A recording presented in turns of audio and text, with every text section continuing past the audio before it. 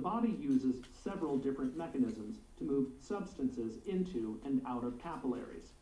These mechanisms are diffusion, filtration, and osmosis. The most important mechanism for capillary exchange is diffusion.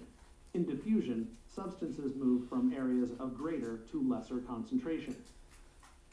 The process begins as blood flows into a capillary from the arterial system.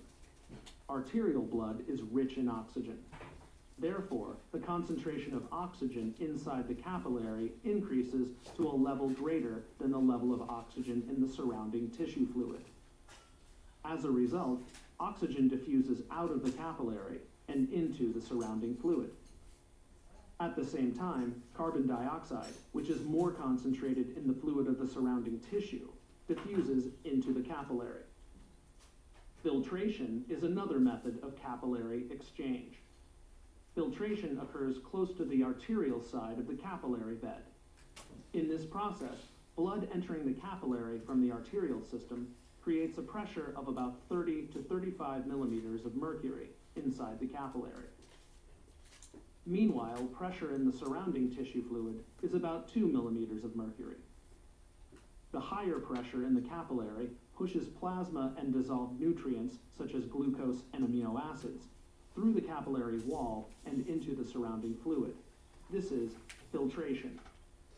Meanwhile, as the blood continues to move toward the venous end of the capillary, blood pressure inside the capillary drops. The lower pressure allows proteins in the blood, such as albumin, to exert what is known as colloid osmotic pressure. In this mechanism, the albumin in the blood pulls tissue fluid, together with the cell's waste products, into the capillary. So remember, with diffusion, we're talking particles. Filtration, we're talking pressure. And with osmosis, we're talking about fluid moving from a level of higher concentration to lower concentration. All of these are passive. None of them are active transport. They're all passive still. Okay, last question here before we take a break. Capillaries release oxygen and take up carbon dioxide from surrounding tissues through the process of what we talked about, 3 of those, or actually 4 of those, but which one of those would be moving of particles?